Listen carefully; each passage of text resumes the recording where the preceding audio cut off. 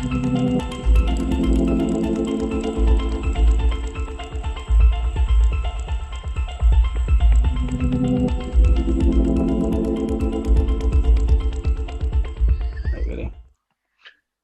welcome to the Scottish Electronic Music Conference Virtual Edition. We have four legends, or should I say three, and Graeme. We have four legends here. If you could introduce yourself, Graeme Park, tell us who you are and your background, basically, for everybody that doesn't. My name's Graeme Park. I've been a DJ since 1984. I've also produced music, perform with the Hacienda Classical Show, and present radio shows too. Mike?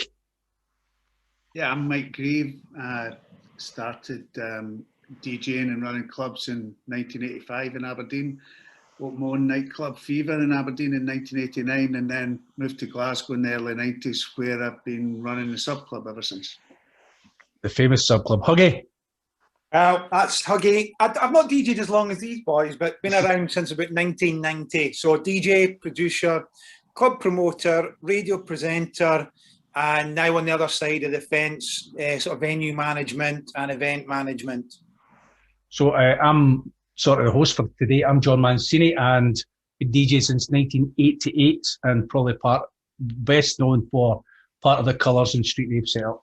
Radio presenter, producer, blah, blah, blah, the usual stuff that everybody else has done.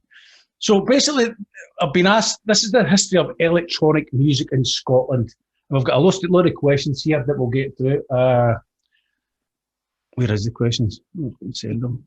There we go. Right, so Graeme, how did you get into the scene? Where did it start? Where did it go? Do you mean like in Scotland or in general? Well, basically in general, just how did, well, probably for your dance days. No, the days. Yeah. No, of course. Well, I moved to the East Midlands when I was about 16, 17. I used to play in bands. I played saxophone and sang in bands. Ended up working in a record shop, and the owner of the record shop bought a nightclub. So I basically ended up being the DJ, and it kind of went so well for me. I loved DJing. I'd never done it before. I didn't know how much I was going to love it. And I loved the fact that people seemed to like what I played. So I gave up playing in bands and thought I'm going to concentrate on DJing. Of course, best decision I ever made, because that was 1984 and I've been DJing ever since. And I kind of started off in East Midlands, Nottingham, Derby, Leicester, then kind of crept over to the West Midlands, then the South, then North, ended up at Hacienda.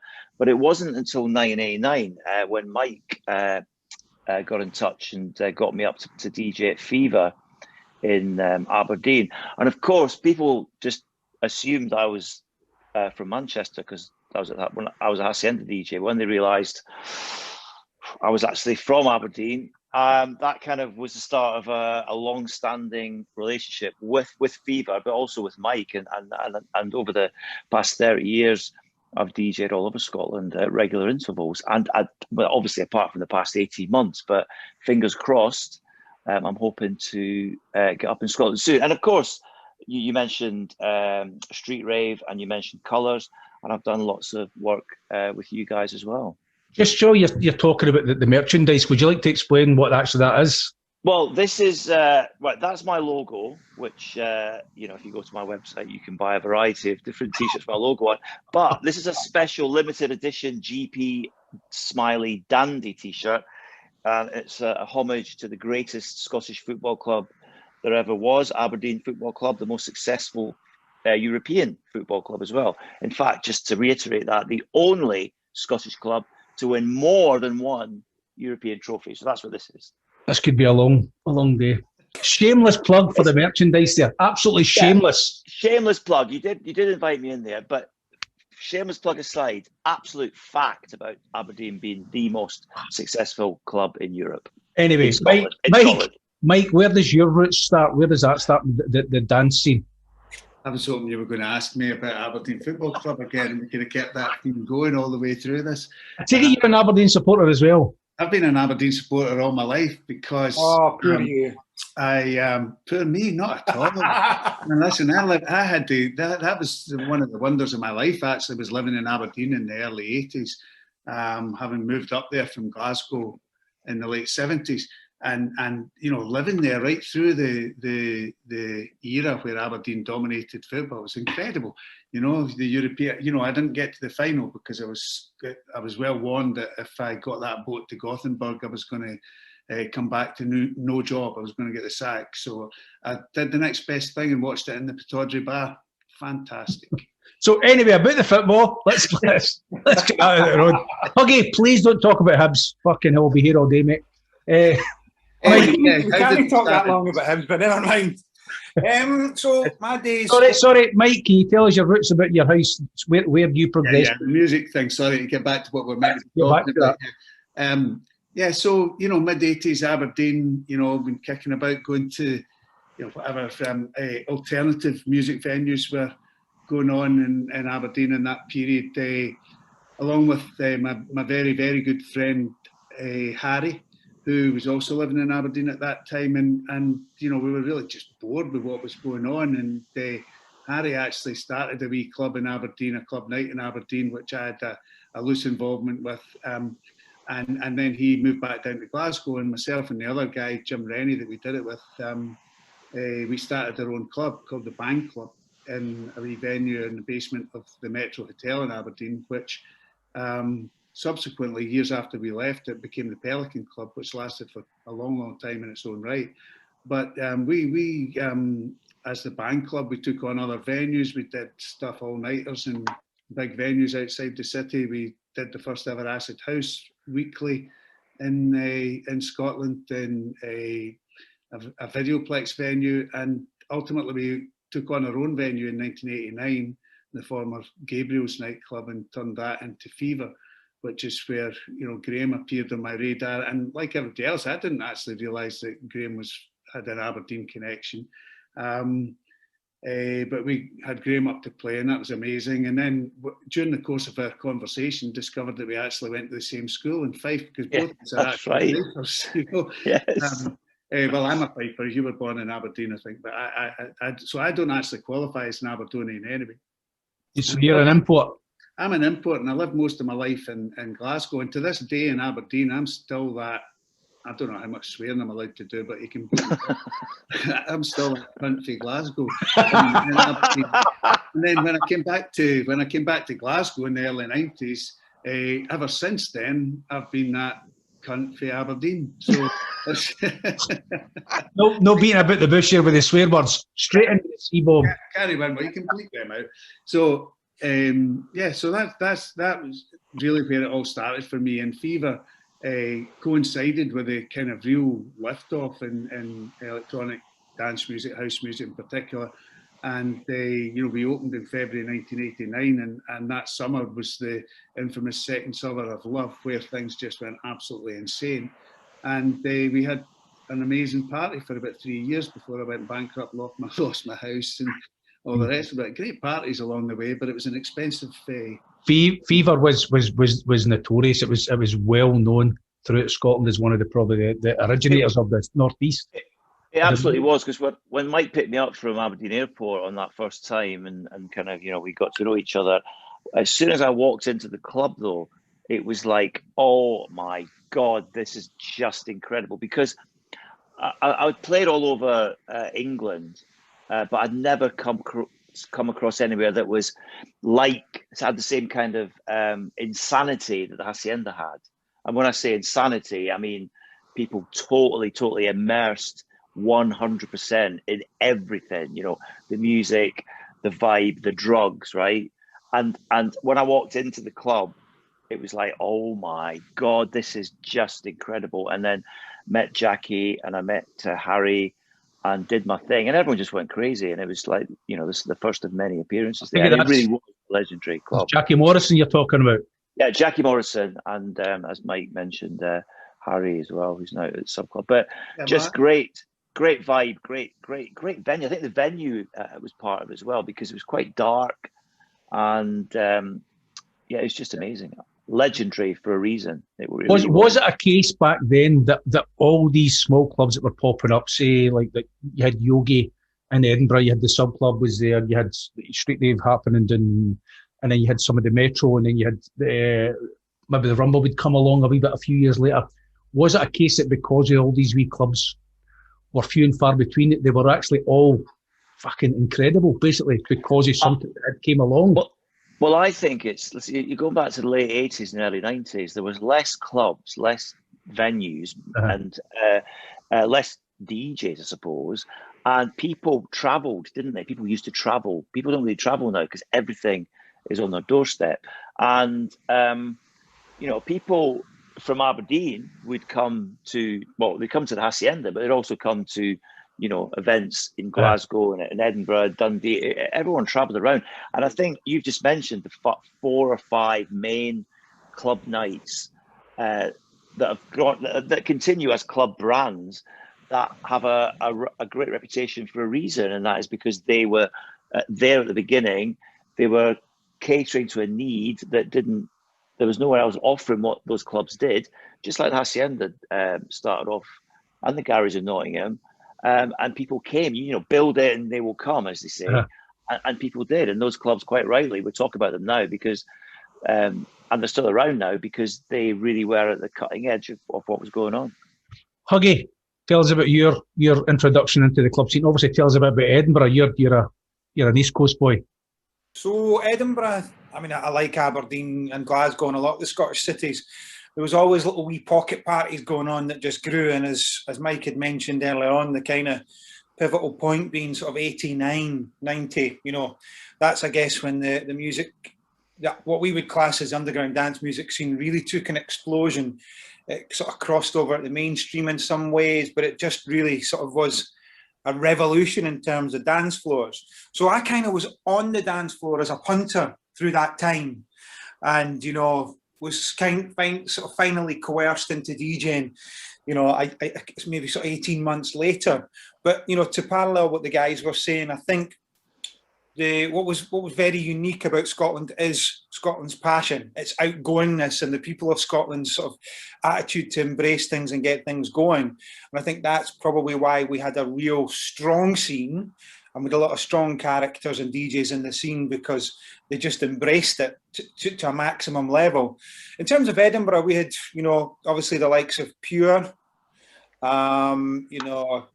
sort of Hoochie Cooch, quite a few things. And then my club came along in '93 called Burger Queen and kind of really lifted things, on a massive level, from sort of little wee parties that went out to, thousands of people on a week-to-week basis coming to see DJs. But dance music itself then was very different because you only really heard it if somebody had a tape, or if you went to a club, or if you were kind of in the record shops. Unlike, as we've now transpired in the scene, that dance music's everywhere. It's on the Olympics themes, it's in your top shops.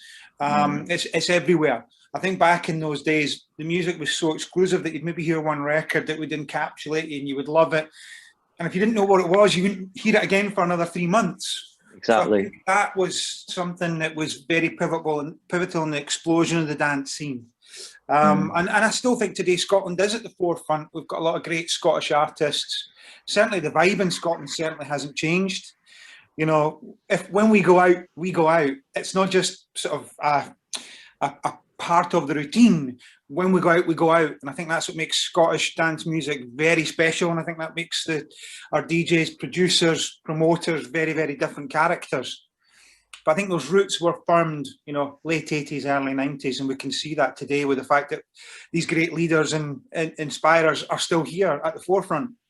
Huggy's got... Sorry, Mike, you go ahead. I was just going to say that I think what's really interesting about this, and this is something I was recently asked to contribute to the V&A exhibition in Dundee, which is amazing, actually. It's really, really good. But something that struck me throughout that was that these connections still exist. So you mentioned, Yogi, for instance. I mean, Yogi was, one of the founding DJs at the Sub Club. Harry doing his nights in Aberdeen and then moving to Glasgow in the mid-80s and then becoming established as the preeminent DJ in Glasgow. Slam guys started off doing a night as, kind of young guys. I remember Harry being really excited about these two young guys that they kind of were warming up for his Black Market night in Fury Murray's. All these connections. Zamo from Rumba Club used to run a bus up to Fever. And I believe I only found this out long after the fact that they were kind of scared off a bit by some local ne'er-do-wells in Aberdeen, and decided to start their own thing instead, you know. And we actually gave Zamo his first DJ gig in Fever in Aberdeen as well. So all these connections still exist, and you see the connections, you know, a Burger Queen, I remember it vividly, and going back to Hoochie Coochie in Edinburgh as well. You know, I DJ'd there and before Open Fever in sort of 86, 87. I think it must have been Yogi that probably asked us to do it. I didn't make a very good job of it, actually, as I recall. But that's a story for another time. Sorry, quickly talking about Burger Queen, Huggy, would I be right in saying that Burger Queen was the very first release on Ministry of Sound Records? First British release on Ministry of Sound. It was the second release after Voices, but it was the first British artist. Right, okay. Sorry, wow, that's quite a claim. That's really impressive. I didn't. What was it called? House Fever. There you go. And it was used on the dance floor scene with Vanessa Paradis and Gerard Depardieu. Wow. Did you get paid? I think I got about 10 bob. That'd be about it. But sorry, what about John? What about an introduction with John? Oh, you've had, man. Point, actually. Anyway, yeah. So obviously when I started, it was 88. Just obviously that acid house was just coming along and stuff, and then I'll be playing local parties here, where I stay in West Lothian, which is a village, just a small village between Glasgow and Edinburgh.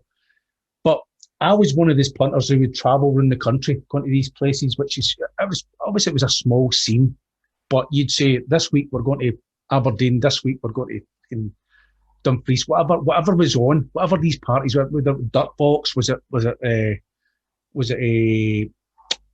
the one at the Plaza? I can't remember what the Plaza was.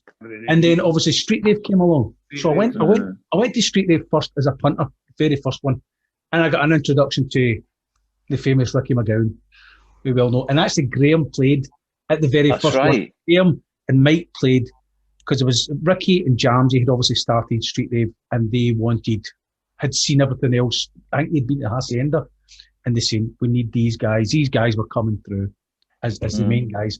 I remember back then thinking, start at DJing, you go, how the fuck do you make a living DJing? How do you make money?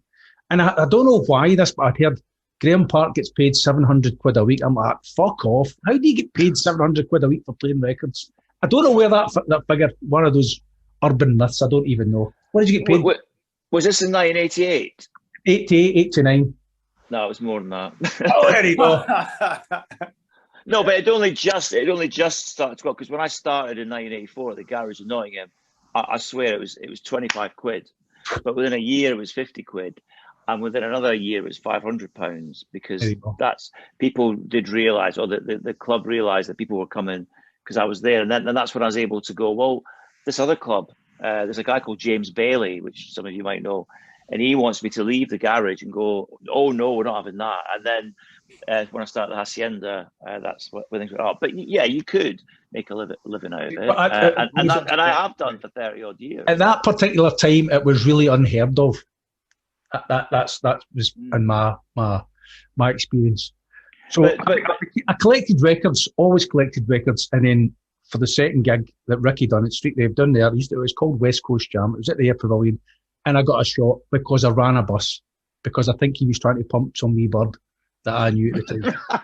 And he got friendly with her, and she says, we'll bring a bus. And that's what happened every time, for every DJ to every guy who was connected in there. And I kind of frown upon it slightly just now, but sometimes that's the only way into the scene. Are you a DJ? Aye. Well, I've never heard of you. I'll bring a pussy pals, or I'll sell some tickets. It's not the best way to get in there, but that's the way it was back then. Bring a bus and you'll get a wee shot. So, no, you're right. But you're right. Though you had to make an effort. That's that. Once you're in, you can. But it's not like you had thousands of people following you on social media and a fantastic Facebook page or website. You had to put the hours in, and you could only get somewhere if you were good. Because I'm sure if you'd got the gig through taking a bus, and you're absolutely rank, you wouldn't have got back, you know. Well, they give you a platform to work on. These guys, we all sort of had a platform. So if you're any good, go and do that. And if you prove your worth, then you can build on that. That's basically my introduction to it. And the rest is history with Street Rave and Colours. So yeah. But the thing is, you mentioned Street Rave. I vividly remember that first Street Rave, driving up with Mike from Manchester up to Ayr. Now, I'd been to Ayr once when I was probably 12 or something. So I knew what to expect. I just remember Mike Pickering going, Jesus Christ, why the hell have you brought me here? You know what I mean? But the Pavilion was a great venue, and it was an amazing night. Everyone was completely off their nut. There's a great quote that I've got that you from you, John, in a video from a few years ago when you. That was a documentary. That's right. You described Ayr Pavilion by saying outside Ayr Pavilion people were licking ice creams. Inside, they were licking their eyebrows, and that's just a great way of summing up a mental. It was really weird because it was a Sunday afternoon. It was, yes. 2 in the afternoon and finished at 2 at night, and it was. I think every party back then was just pretty special. Whether you went to an all night or whether you went to an all day or whatever it was, just because everybody was on the same wavelength, basically with drugs or music related or whatever. But you felt part of a family. You felt part of a religion that you didn't want anybody else to have. And it was all about connections. It was raw, and you became really involved in that. You didn't want any outsiders. You didn't want that. You didn't want it to be commercial. When a track crossed over into the dance track, into the commercial charts, you were raging. No, you're right. It was about connections, I think, and being Scots, we're all very proud of being Scottish, and I think that the connections between all the club brands around the country were there, and people would travel around. But going back what Huggy said earlier, back in the day, certain DJs, or maybe a handful of DJs, would have a particular record, and if you, as Huggy said, if you wanted to hear it, you had to go to the venue that DJ was playing in. You know, there was none of this streaming live sets, and none of this few days afterwards finding the set on Mixcloud or going to Shazamming it or anything. You had to visit the venue, and that was what made the whole scene special. Okay, so moving on, how has the scene changed over time? So, Mike, as a club runner and a promoter, how different is it now to when it was back then? Obviously, it's changed massively, but you're heavily in running the sub club. How different has it been over the years? Has it been more difficult? Has it been easier? Obviously, there's a lot of money involved there as well now. There's not much money involved in my end of it. You know what I mean? The outgoings, the DJs want fucking serious cash. The money's involved in the DJs. Yeah. You know, I actually that was probably the worst decision I ever made. I get the green eyes seeing the clubs that I was operating in the 80s, thinking the guy that owned the place was making a fortune in the bar. In actual fact, I was probably making more money DJing than he was up his bar, and I've lived to regret that ever since. But I think it has, of course, it's changed, it's evolved. My experience of it is, you know, slightly different, and you know, I know Huggy, obviously, you've run a venue for many, many years, so you'll have that same perspective where you're actually running the venue. You're subject to so much regulation, and you know, back in the day, I mean, Fever, you know, the authorities in Aberdeen completely misunderstood what we were about. Obviously, I mean, we didn't really know what we were about half the time because we were making it up as we went along. But they, you know, I mean, you know, the police, the licence authorities targeted us with an absolute vengeance, and that was really why the thing collapsed in the end. You know, they were literally counting numbers of people going in. They did everything they could to make it as difficult as they possibly could, because they didn't understand what we were doing, and what they actually did was displace I mean, we weren't letting the bad guys in, so the bad guys were going off and doing stuff in illegal spaces and all the rest of it. But you know, that still happens now. But I think over the years of doing this, you know, you learn your way around the business side of it. You learn your way around the regulatory side of it and all the rest of it, and you have to operate within the confines of what's acceptable. Is it too many restrictions nowadays? Well, I think there's always been too many. But the biggest restriction for me, which I always think is an absolute joke, is actually licensed hours. I don't get it. It's like, if I'm deemed to be responsible enough to be in charge of, hundreds of people and selling them alcohol, then why should somebody tell me what time I can or can't do it? If I'm not causing any nuisance there, and who fucking cares? Just give me a license and let me get on with it.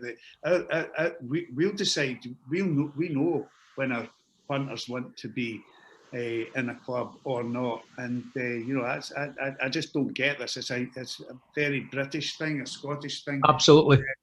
nanny state type thing, and so that's the biggest one for me. But I think the whole it's become. I nearly said the industry, and that's it in a nutshell. It's become an industry, and that's very far removed from what it was when it was all a DIY thing back in the 80s, when it was all just super exciting about. Yeah, I think picking up on what Mike said, he's right. The Scottish club scene, or the electronic kind of club scene from lately, is almost, I think, grew organically. It just kind of, the roots were there and it grew organically. Whereas today, I do, like Mike said, it's industry, things are a lot more contrived. I mean, that's not a criticism, because there are some amazing club nights. If you look at the Warehouse projects in Manchester, that's not an organic thing. That's fully, they're aware of what they're doing and why they're doing it. And it's influenced by, Warehouse parties and the Hacienda. But everything now is contrived, whereas then it was like an organic thing that grew, and it's still going strong, still alive. I think back then it was a case of there wasn't a rule book, and as you said, as Mike said, you made it up as you went along, and it was part of the experience, part of the beauty of it. Nowadays, it's here's a big fucking book. This. It's quite strict. It's quite take the fun out of it slightly. But one thing I've noticed, because I live in the northwest of England, and obviously in England, all restrictions for clubs and live venues have gone, bizarrely, just like that. And I had 5 gigs last weekend, and I've got loads of gigs this weekend and up until Christmas. But what I've noticed is, Mike was talking about licensing hours, certainly leading up to the pandemic, maybe a year before the pandemic, and since we've started opening up in England, there's a lot more daytime events happening now. Things that kick off at midday and finish at 10, 11 o'clock at night. And I'm just wondering, when clubs do eventually get to open in Scotland, can you, Mike, as someone who's a license holder, can you see more daytime events happening in Scotland as well? Well, I mean, I would love to, and we used to do them. I mean, you played in Fever when we did, I think it was the first or second anniversary party, Fever, where we opened at 2 PM and stayed open through, well, it was a 2 o'clock closing those days in Aberdeen. That was the only way that you could have an extended session. And that really, and that impacts on what you can do creatively, obviously, because the norm is open at, well, in Aberdeen then it was open at 10 or 9, close at 2. In Glasgow now, it's, open at 11, close at 3, or in our case, we managed to squeeze an extra hour like a couple of years ago and get a 4 AM. But that's very limiting. We're booking DJs who play all around the world, and some of them will do an 8-hour set in Berlin. That's impossible for us. Unfortunately, we can't open during the day, and well, one of the conditions for us getting that extra hour on the end in this pilot scheme that they ran in Glasgow was that we had to be not open before 7 PM.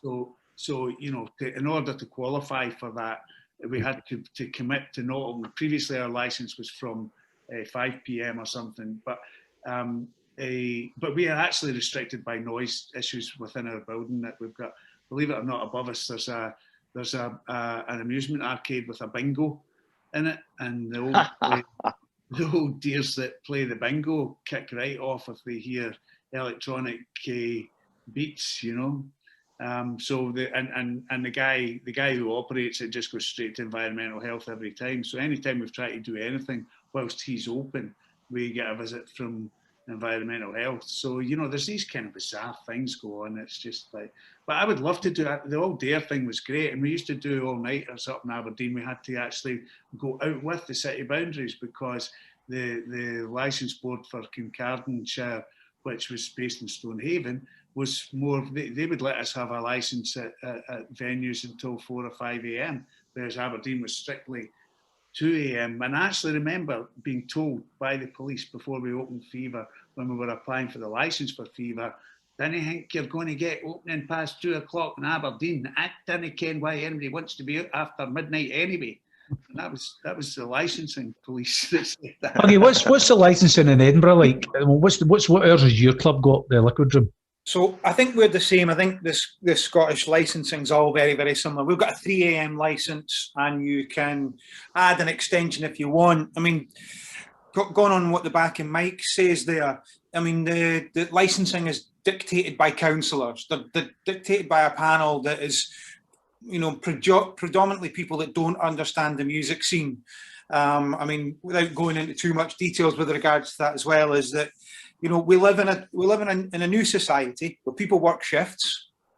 You know, why would we be denied the chance of having a drink at the end of our shift because we're a night worker and we can't go somewhere for a drink? You know, the police force, the ambulances, the fire brigade, we've got an entire cross-section of people in our society that can't go somewhere for a quiet drink because licensing say, or they can't go out because licensing say 3 a.m.'s 1 o'clock, that's far too late, we can't have it anymore. I mean, I parallel with what Mike says, you know. I think do you get a lot of licensing differences during the festival? So another beautiful thing, because the Edinburgh Council has a lot to do with council venues for the Fringe Festival, they decided to put a 2-hour extension for them all. Only for the festival. But obviously that's fine for the festival because it's an international festival with council venues getting bar sales. But come September, anybody who's in Edinburgh can't go past 3 o'clock because it's not festival. Doesn't make any sense to me, but hey ho. No. Am I right in saying that there was also a thing that you couldn't do any posters around the city until the festival, or they were allowed to put posters up around the city? That's the lovely poster war of the noughties and 90s and noughties. I mean, yet again, that's it. So I think what happened is with the explosion of club scenes throughout the 90s and noughties, it was sort of illegal fly postering and things like that. And then the council got a bit narky about that and said you'd be fined if you had posters up.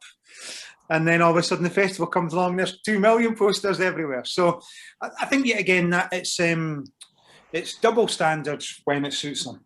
Okay, so main subject that I'd like to obviously talk about is COVID and the lockdown and before and after. Graeme, where do you see it going after this year? Does it go back to normal? Are we relevant again? Will it be? Well, I can tell you from first-hand experience. Last weekend, right now, the British government. That's the bizarre thing. The British government said that clubs in England can go back to normal with no restrictions, no proof of vaccination or negative tests to get in. And I did 5 gigs across 2 days. 4 of them were in one day. 3 of them on last Saturday were outdoors, and I felt very comfortable and it was great. My last gig of the night was 2 a.m. in Stoke, and I get there to be told, oh, the air conditioning's knackered, it's like a sweatbox in there. I'm like, what? And the only restriction on getting in was a metal detector, right? And I go in. That's not the vaccine.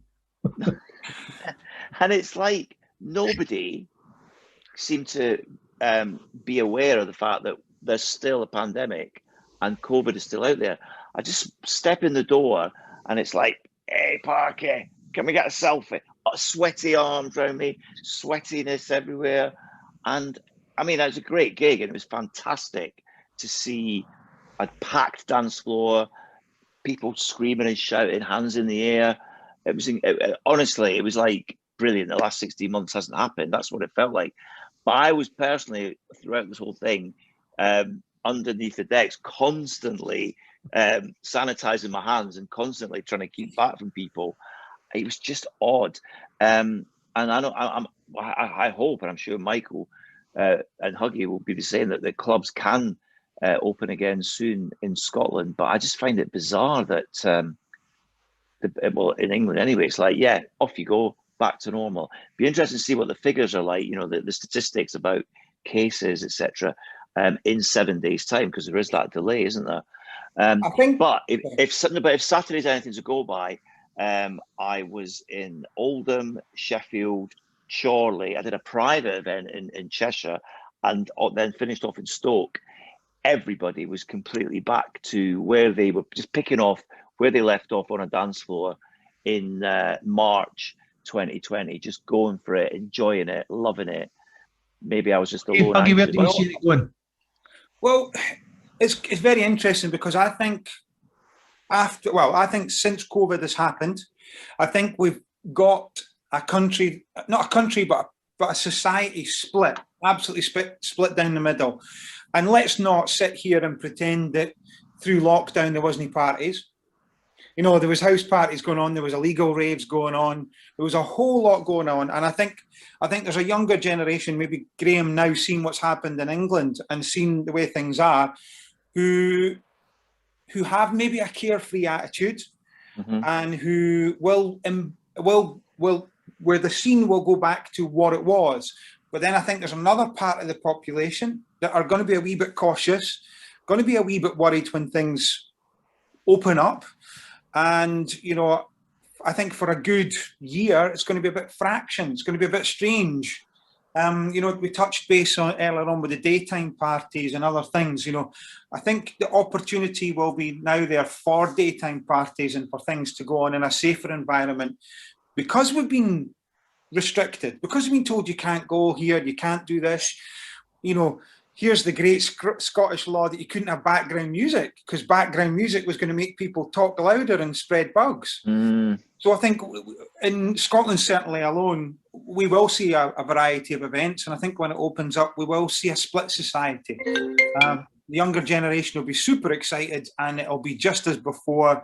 And there's an older side of it that will remain a bit cautious. I mean, can you imagine every one of the punters being really happy in a club like we had in 1989 and 1990 with, you know, stuff dripping off the roof and, you know, hugging each other? I mean, queues at the bar, you know, many times we say to ourselves, oh, I'm not going to go to the bar, it's going to take half an hour to get served.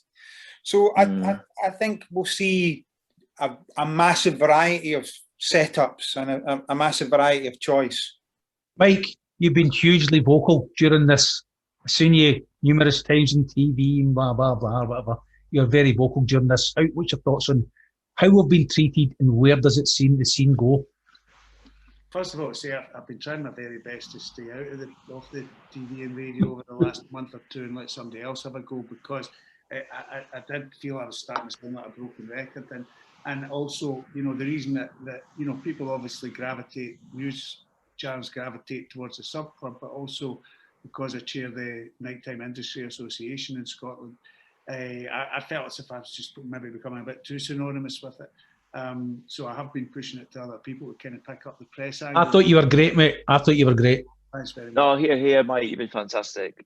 It's been, you know, I mean, it's been fascinating. I mean, you know, I immediately before coming on this Zoom, I was on a Zoom with the Scottish Commission for the NTIA, and immediately prior to that, I was on a call with Scottish Government discussing the, you know, what's likely to happen next week and what's likely to be, and you know, and everywhere we can, we're trying to influence Scottish Government to do the right thing. Now, there's you know, obviously there's different views on how that should be even within you know, the industry, if I can call it that. But you know, different clubs and different owners and operators have different perspectives, much like Huggy was saying, that people are split in different ways on it. But my feeling is that you know, I want to see clubs open as soon as possible, obviously, but I want them to open safely. I don't, you know, what Graeme describes, and maybe this is just because maybe it's an age thing.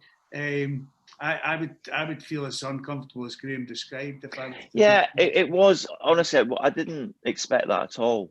The outdoor events I did at the weekend, well, they're outdoors, so you're outdoors, and you know that COVID can't really spread outdoors.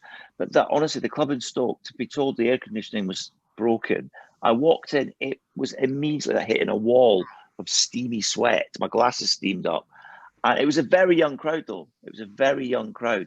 Yeah, there was like a few older heads there. They tended to be around the edges on the stage. And of course, it didn't go down very well when I got on the stage and said, can you get every single person off this stage, please. I want to concentrate on my job. And it did take me back. I wouldn't say I was extremely uncomfortable, but I was very kind of wary and aware of what was going on around me. And when I got back to my car at like 4:15 in the morning, I was like even putting hand sanitizer on my neck. You know what I mean? You know what I mean? And then when I got home at like 5:30 in the morning, I was in the shower. What sort of restrictions do you think there will be there, Mike? Well, you know, I mean, this is what we're pressing them on. What they're saying is that, you know, that there will be some what they call baseline measures in place when we move to phase 4 beyond level 0, which is slated to happen on August the 9th. The really difficult thing for us is that we're having to announce that that we're not hearing what's going to happen with that until August the 3rd. So 6 days notice. Now, you know, to put that in perspective, I've got, you know, a team of people in the sub club right now, you know, ripping up floors and putting new flooring in and, you know, ceilings down and all the rest of it, because the place has been empty for 18 months, not just gathering dust, but gathering damp, gathering, you know, everything about it needs refurbished. And, you know, that's a significant investment, and we still don't know when we're going to be open. So, but we have to do it in preparation for opening. So what restrictions will still be in place? It's hard to know. We're arguing very hard that they should remove most of them. Our biggest fear probably would be that they keep table service as a specific thing for nightclubs. What they said is that baseline measures will be different for nightclubs. So we know there's something coming here. And they actually committed to getting back to us this afternoon with an update on it, because we made our point so stridently about it. Interestingly, you mentioned the background music thing. I mean, that was a campaign. We campaigned to get that removed, and it was a member of our commission and a friend of ours, Lindsay McIntyre, who's an acoustic consultant, that she managed to push them to, you know, to reverse that. By you know, in the way that in a scientific fashion, basically she presented evidence that proved that what they were actually doing with that was nonsensical, and so that's why it was reversed. But even then, you know, they stalled it for a month because of how it looked politically for them, even though they privately acknowledged the fact that their measures were useless. So, Mike, why do you think? Would you prefer a nationwide ruling rather than the Scottish, Welsh, and English rules being all different? Yes, 100%. But I wouldn't want that to be a ruling that came from the UK government, because I think they're incompetent idiots, if I'm being honest. And, they are. Yeah. And you know, I think the Scottish government, for all that there's many things I disagree with how things have been done in relation to our business and stuff. I think they've been overly cautious in a lot of ways. But and you know, by all accounts, Ms. Sturgeon is pretty dictatorial in her approach to this, even within the cabinet and within the Scottish government. But yeah, no, you're right.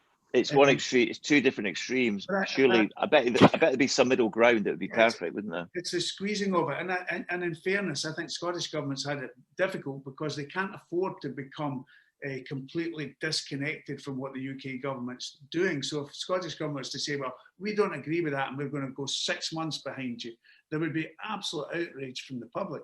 So they've kind of had to kind of maintain this kind of gap in how we reduce our measures, somehow kind of in a kind of synchronized swimming way with the UK government. And I think that's been very difficult for them, if I'm being fair to them about it. What kind of really confuses me is have the British government, so have they got different scientists than us? They say that it's absolutely fine right now to have zero distancing within nightclubs and other indoor scenarios. And then the Scottish government have got a completely different team that say it's not. I mean, obviously they don't. We're all dealing with the same thing. Exactly. And we've got 4 incredible panelists here who all really care about our music industry. We care about nightlife. We care about dance events. But fundamentally, we also care about people. I don't think anybody in this panel would want to be to be responsible or at the forefront of causing any more, illnesses and any more deaths. I think it's about time that we just get a bit of honesty, a bit of reality on where we have to be and what we have to do to make things happen. As Mike said, we were told, possibly, from Monday the 9th of August, and to reiterate, our security staff need a badge. Yep. They've not worked in 18 months. They've got to apply for a badge that can take 3 or 4 weeks. Bar staff, what nightclub has managed to retain their bar staff? Where are we all of a sudden going to find, 30 members of bar staff to open up? It's a bit baffling that we haven't been given. It's not a timeline, because I don't want to be told, yes, you can open on that date. I want the kind of reality to know is if numbers are doing well and we kind of reach this type of number figures, then that's going to be safe to open. And if the trajectory is going to be that date, or if the caveat is on the young team getting their injections and their vaccines, just tell us, because right now they're not telling us anything. You're 100% correct, Huggy, on the we've asked them repeatedly over the past year, if you can't give us, we accept it's unrealistic to just put down a timeline and set that in stone. Yeah. But give us what the conditions are that you think will enable us to reopen, because we can read the stats the same as you can. We can work it out then. If we can see that, we can work out it's likely to be 9 weeks, or it's likely to be 15 weeks, or whatever. At least lay out what those things are. Stop just moving the goalposts every 5 minutes. Yeah. But unfortunately, they're still moving the goalposts. And the most recent one was they introduced that. Well, the most recent one was when it went to level 0. Normal license hours were meant to apply in Scotland, and at the last minute they hit this midnight. Yeah. And then the other one, they said, sorry, that was the main one, was that, but they also introduced a condition for moving beyond level 0 that all over 40s be vaccinated. That's the first time that had ever been mentioned. It was all about over 50s. Yeah. And all of a sudden they introduced this threshold of over 40s being vaccinated from nowhere, and they have not in any sense justified that. There's no scientific basis for it. It's just a random thing that somebody... Well, here's the really crazy thing is, I wonder when the last time the Scottish Government did a survey to find out the average age of people that went to the sub club or the liquid room or went to nightclubs. Because I tell you what, one or two nightclubs a year, 1 or 2 events a year, there is probably 1 or 2% of our audience is over 40 years old. And most of them will probably be working at it. But, the reality is we are a young lifestyle and kind of entertainment sector where when you're passionate about it, you've not got kids, or you're maybe, you're out with your mates enjoying yourself. I mean, even the caveat 50, if we're honest, Mike and Graeme, John, you know what the audience is at because you see them week in, week out. Yeah, exactly. The science is the same countrywide, absolutely. It is absolutely. But politics comes into it. I know the ruling Tory party have these rabid right-wing backbenchers who just refuse to accept half the things, and unfortunately Boris Johnson's more concerned with retaining authority and power than doing the best thing. And I think even in Scotland, although the approach has been different, perhaps slightly more cautious, again, Mike's right, it's been very dictatorial, and again there's politics involved. But it's bizarre. I was in Scotland last week. We drove up on Sunday. When we crossed the border, once everyone had said, "Shut up, Dad," because I always scream, "Scotland!" as we cross the border, and the dog starts barking. But then it's like it was on Sunday, so we were in level 0. Then the next place was level 1. Then a few miles later, the motorway sign said, "You're now entering a level 2." And then we got about 7 different signs from level 1 and 2 and 0 and 1 and all the way to 5. And then Monday morning, wake up, and of course the whole country's in level 0. Yeah. It's just, when you look at it like that way, what a stupid way to do things. That's even going to be the same as the countries try to get international talent to come and play at your gigs. Yeah. How does that work as bands cancelling tours? Well, we've had 2 shows cancelled because international artists have now been told if they go to the UK, they've got to quarantine for 2 weeks. Yeah. And they're going, "There's no danger we're going for for a wee I gig know. up there to Edinburgh. No chance. Sorry, not coming. I'm supposed to be at a music conference in Croatia next week, right? But I'm not going because I can't risk landing back in the UK to be told, you know, those 5 gigs you got over the next 2 days, you're not doing them. You got to stay in this hotel. I just can't resist it. See if you actually catch COVID there. Do you need to quarantine there? Do you need to be kept there in some of these countries? You would probably, yeah. Mm. I mean, yes, at your own cost. Yeah, exactly. I seen a bit in a paper about a girl who went to Ibiza. I'm sure it was Ibiza, and she caught COVID. So she failed the test coming back, and she had to quarantine for 10 days in a hotel. You're like, so the risk assessment to actually going on a holiday or a gig now is fucking massive. Yes, so imagine a guy I know well who was in Ibiza, and he's a guy who's kind of paranoid actually about it. Tests more than anybody I've ever known throughout this, but he flew back in from Ibiza, did a test at Glasgow Airport, failed it, and had to quarantine back here, and he was absolutely kicking himself that he never did it in Ibiza, because obviously in isolation you'd rather be in Ibiza than in but I spent 10 days in a hotel room in Ibiza. I wasn't quarantining though, and that was 1989. We won't ask you what you went. But I like the guys who are shouting about the vaccine and all the problems with it, and when you're like, you actually took acid and licked a frog, mate, for a fucking dunt, and you're worrying about a vaccine, and you lick that's a whole other argument. All the misinformation that people and there's a lot of older clubbers, you know, middle-aged clubbers who have really fallen for all this guff about how the vaccine's a trial that's ongoing, and what an absolute joke. I'm not going to mention names, but grown adult men and women over 50 who I know who have worked in the same industry as me all their lives, and they are posting utter guff. There's a great Scottish expression for everyone watching. Complete utter guff, and it beggars belief that they actually believe it. I do not understand it. Anyway, there are a few questions left before we wrap up. How did you get through COVID? Did you learn anything new? What was your go-to? How did you get through? What was good for you?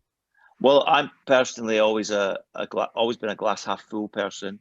As Mike will tell you, as fellow Aberdeen fans, I've always managed to be a glass half full person. I just threw myself into working with the Nighttime Industry Association, like Mike has been in Scotland, campaigning, working with the Excluded Unity Alliance, because I'm one of the 3 million people in the UK who have not had any financial support from the government. I've done a lot of live streaming, and I've been doing hundreds of kilometres a week on my mountain bike, because normally weekends I'm getting hardly any sleep, doing lots of travelling, and so I've just been working hard and exercising lots and feeling terrific. Huggy? I'd say it's been quite turbulent for me because obviously personally involved in the nightclub, and you know, the Liquid Rooms, we do live music events and we do club nights. So for a wee while it's tirelessly moving shows 6, 7, 8 times a year, and then obviously I've got a young daughter, 10-year-old Iris, so I was home teaching, so a mix of things. To say that I was, you know, had time to do anything else, I really didn't, you know. I got to spend a bit of time with the family, which was really, really nice, but you know, it wasn't pretty, I'll be honest. It wasn't pretty. I found it very difficult. I was in some really dark places at certain times, really fucking dark. Questioned the very existence in this planet at certain times. Oh, really? Really, it was really. It really was difficult. Probably. See, we had the New Year and then the January lockdown.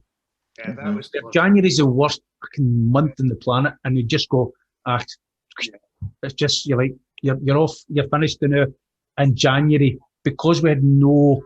It was like an unlimited time basically. It was really fucking difficult.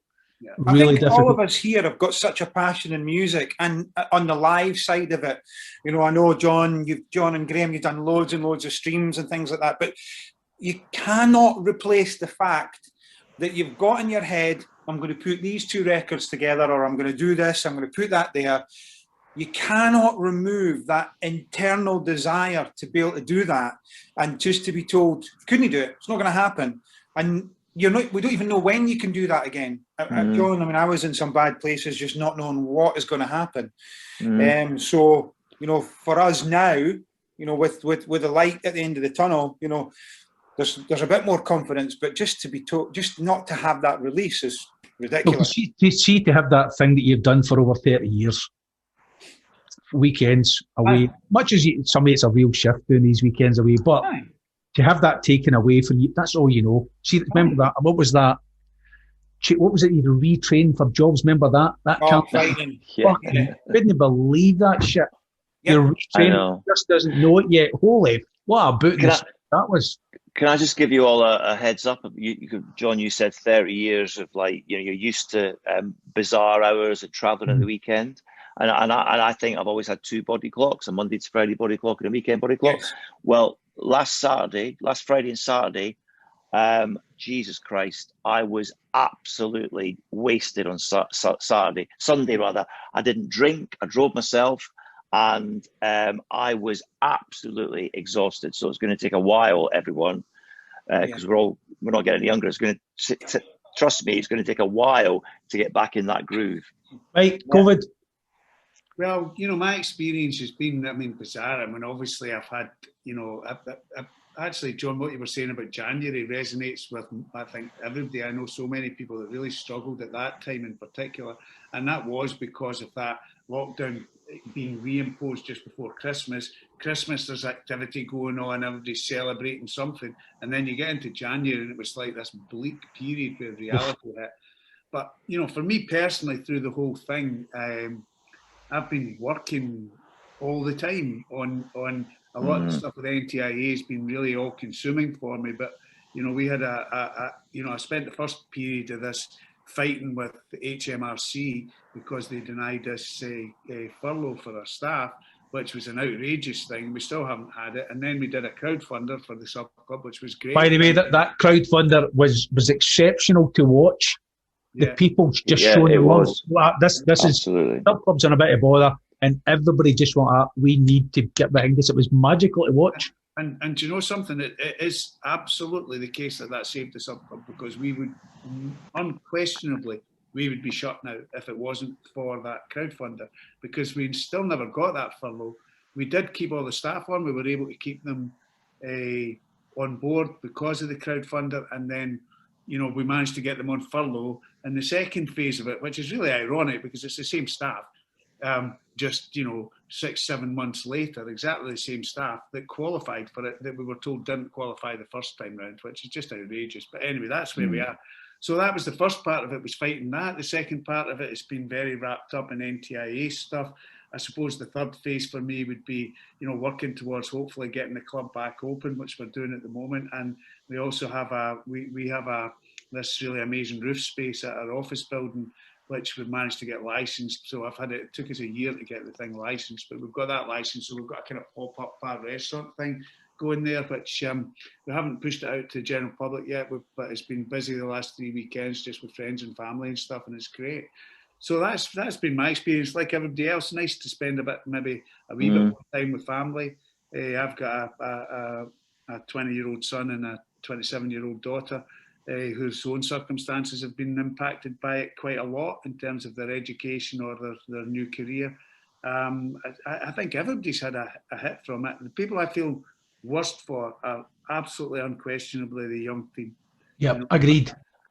Agreed. My 16-year-old twin boys haven't been able to do the kind of things that I used to do when I was 16. Hang out, go out, get up to no good, and learn lessons from that prepare them for life. It's really important. Louis, my son, was due to start School of Art in Edinburgh in September last year, and had to do it from his bedroom, and it was just a disaster. So he's deferred for a year, But when I think of what he's missing out on, there's 24 students or 23 students in his course, and he's the only boy. That's what he's missing out. Whoa. Great. That's in your bedroom, is it? Yeah. If only he had your good looks, Mike. No, he does though. He does. He's got his mum's looks. His good looks. That would be more like it. So, John, what do you see happening? Me? Yeah, with the coming at the back end of COVID. It's really, really weird because as you question everything until you actually get back into that arena and see where it goes, there's a lot of doubts in your mind. Do you doubt yourself? Or where you're relevant? Or are you going to be relevant there? Is people going to buy the tickets the same? Because I see a lot of gigs being announced and I don't see many of them really, really selling out. I don't know if the public confidence isn't there. You guys will know better than me if I kind of thought that, but I'll tell you now, Stoke sold out. It was like everyone just got back on a horse. So I played a bar. I said I didn't want to do any bar stuff, but I got the dates actually mixed up. I thought it was the end of August, so I thought there'd be no restrictions, but it was the end of July. But anyway, right. Yeah.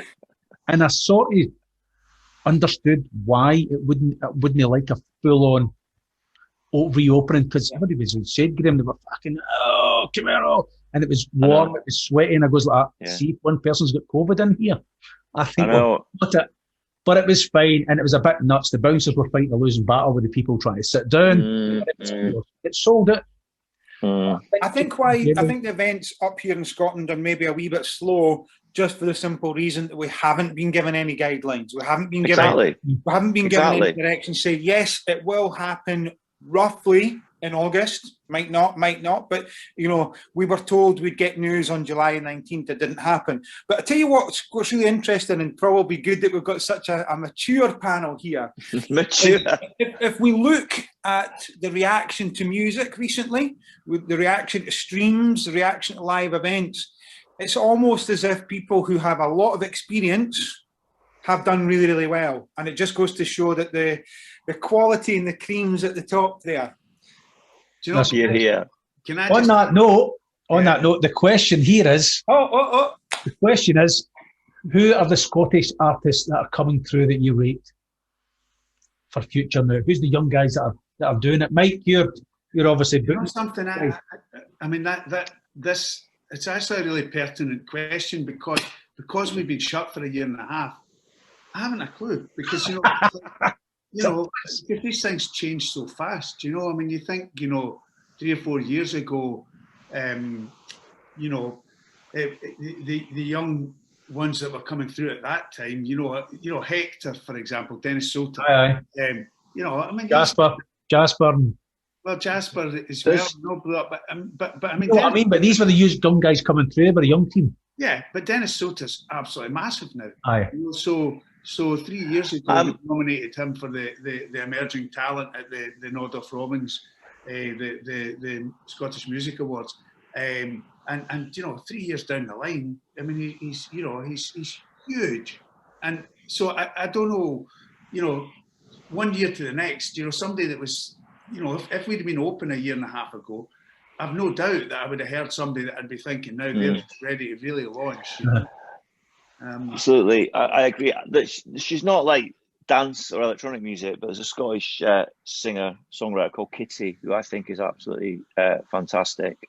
And although she's been around a while, she's kind of been bubbling along. Michael know Rebecca Vasman. I like some of the stuff she's been doing recently, the kind of jazz-tinged house.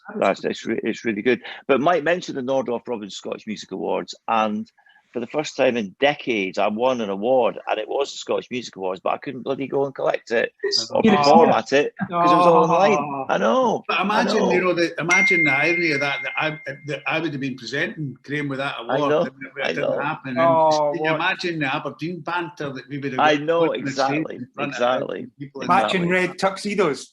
Okay, any tips for the future? Anybody you see coming through that you like? I have to agree with the guys. Technically, it's really difficult because we've not seen. In terms of live streams, it was like 1 million each weekend, so it's very difficult to actually pinpoint and say who's coming through. I can't. I'll be blatantly honest, I can't. The only one that springs to mind, I guess, is Ewan McVicker. Ewan's done well. He's got a lot of good stuff coming out as well. Yeah, got an energy, and I think there's a bit of production to back that up. So, I think but yet again, with the regular outlet to actually go and get to hear people and see people live is so different than maybe a stream that you could have spent 26 hours doing and then recording it 8 times, but you've recorded that one that looks great and then it goes out. Exactly. I think Graeme highlighted, Rebecca Bassman, and I feel a bit remiss for not mentioning her myself because, in the midst of this, she's released an album with a lot of backing from Giles Peterson. And Rebecca's somebody that's worked at the club with us for years, and I've always had a lot of time for her. She's a very good DJ, but I didn't really see that coming, if I'm honest. And am I right in saying that she started her own label?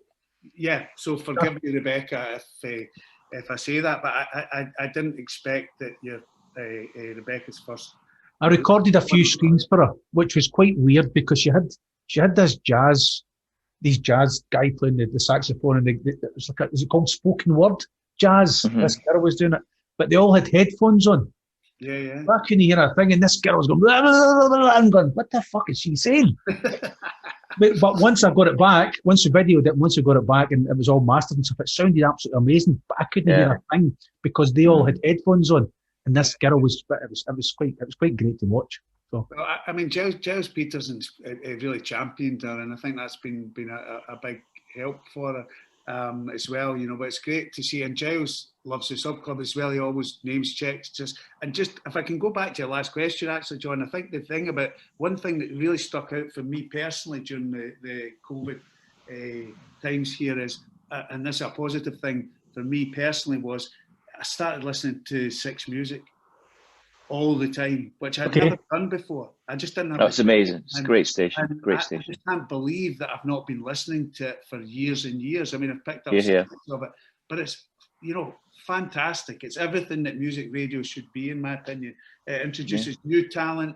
It pays homage to amazing old music across the whole spectrum. It's brilliant, and that's where probably Rebecca's wee platform came from. Exactly. Huey Morgan, Giles Peterson, yeah. So future plans for the Liquid Room, Huggy? Where do you go? Well, we need to wait and know when we can open. I think the future plans is just to continue to do a variety of club nights, a variety of gigs. The reality is people want entertainment. We've never gone down the route that we do one thing. Like, I'm not going to open a Sunday roast venue and do Sunday roast 7 days a week. We will do a mixed variety for everyone and for every catering taste. Right, sub club. Well, this is something, again, referring back to one of your previous questions, John, that I think, what's come out of COVID. And you were talking yourself about touring and DJing. One thing that's come out of this is, and there was a lot of chat a year ago about, the industry needs a reset. And I absolutely believe that to be the case. I think agents and management have had far too much control over the scene for years and years and years. And the reset for me is to go back to getting local talent playing in front of local audiences. And when I say local, that doesn't necessarily mean somebody has to be from round the corner, but importing somebody from say for the sake of argument, from New Zealand to come and play the exact same music that somebody could be playing 2 streets away just doesn't make sense. And that's gone on for so long now because of just the hype that gets built around it. Absolutely. Individual DJs or artists, as they all like to call themselves now. Do you think that loyalty's moved away somewhat?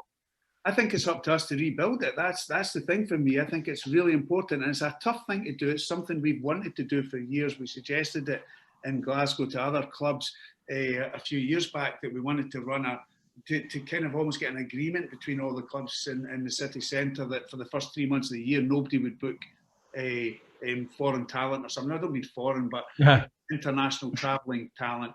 And try. Does that include coming up from England? You've got your Scottish passport, Graeme. You're all right. I'd love a Scottish passport. By the way, no, but I should mention I'm in Berkshire right now, so I've got to watch this. I'm sitting in my sister's house in rural England. Parky, where do you see it going? Where are you going, Parky? Graeme? Where am I going? Where are you going in the future just now? What's your plans? What do you think? Well, I recently, partly because it appealed to me because I've never done it before, but also because I've had practically 90% of my income's gone in the past 16 months, 17 months. I actually started a new breakfast show on the radio this week, which has been great fun, but Jesus Christ, it's hard work. Not so much getting up early, but actually doing the radio show. So that's quite good. But as last weekend proved, I didn't know what to expect. But it's like suddenly, oh, here we are, we're back to normal. And unless we have any lockdowns, any more future lockdowns or any more restrictions, I think it is just everyone's just going to get back to normal. But I take Mike's point. I think he's absolutely right. About these kind of international travel. I'm not keen on traveling abroad for the foreseeable future. I can tell you that now. I'm not going to Croatia like I'm supposed to do next week. But one thing though, there's a lot of. Have you heard the expression "play grave DJs"? I'm not going to mention any names, but some well-known international artists, bloody DJs calling themselves artists, as Mike said, some who are very well known, have been very busy DJing and spreading COVID around the world. The ones who command ridiculous fees, you'd think they'd be the ones who could take a step back and be all right for a year. They've been making things worse. So I think Mike's right. Keep it not local, but let up and coming emerging talent break through. I mean, I would love that to happen as well, but I think that the public have to embrace that, and I think we need a little bit of help from the local media and sources as well, because for far too long we've almost looked at other sources to tell us who's good and who's next and who's what. 20 years ago, 15 years ago, John, when you and I and Graeme were all on the radio, we would always support our local people. We would make sure they got encouraged, they were looked after, brought them profile. I don't really see that happening in the media and the radio as much anymore. So I'd like to see our entire industry on all levels help by pitching in. But that's probably because, sorry to interrupt, it's probably because there's so much reliance on clicks to like articles online on social media need clicks to make money. So they're obviously going to write about Peggy Goo again. Do you know what I mean? So no disrespect to Peggy Goo, but I think she gave that chair back in the end. So anyway, I'm hoping we actually meet in the future, because at the Scottish Conference virtual, the Scottish Electronic Music Conference, I think we were all meant to be at it. We were last hopefully year. We can do this for real. This year, yeah. Hopefully we can do this for real, maybe next year or whenever the plan it. So thanks for joining us, guys. Thank you. John, Graeme, thank you. Huggy, Mike, on behalf of the Scottish Electronic Music Conference virtual edition. Thanks, thank you, and we'll catch up soon. Perfect. Stay safe. Bye.